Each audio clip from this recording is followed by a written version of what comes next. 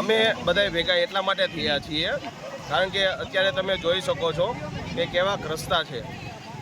રસ્તા એટલા ખરાબ છે કે અમારે 8 વાગે ઘરેથી નીકળવાનું હોય એ છતાં અમારે છોકરાઓને મૂકવા માટે 9 વાગે નીકળવું પડે છે કે સ્કૂલે ટાઈમે પહોંચી શકે.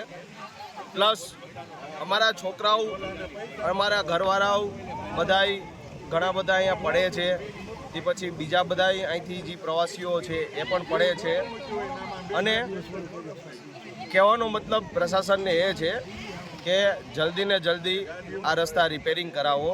જો તમે જલ્દી ને જલ્દી આ વસ્તુ રિપેરિંગ નહીં કરાવો 7 દિવસની અંદર તો અમે પછી હવે રસ્તા રોકવા આંદોલન કરવાની ફરજ પડશે અમને.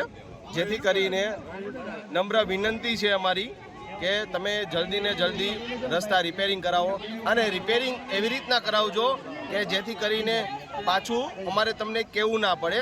જેથી કરીને હમણાં થોડાક ટાઈમ પહેલાં કીધું હતું તો એક જેસીબી આવ્યું, અડધો કલાક ખાલી રહ્યું, અડધો કલાકમાં રહી અને વહી ગયું અને હતું એના કરતાં પણ બહુ ખરાબ કર્યું. સામે તમે જોઈ શકો છો કીચડ એકદમ કરી નાખ્યું છે, જ્યાં બાઇક જાય તો સીધું સ્લીપ જ ખાય. એટલે જેથી કરીને પ્રશાસનને એવી નિવેદન છે કે તમે જલ્દી ને જલ્દી રસ્તા રિપેરિંગ કરાવો.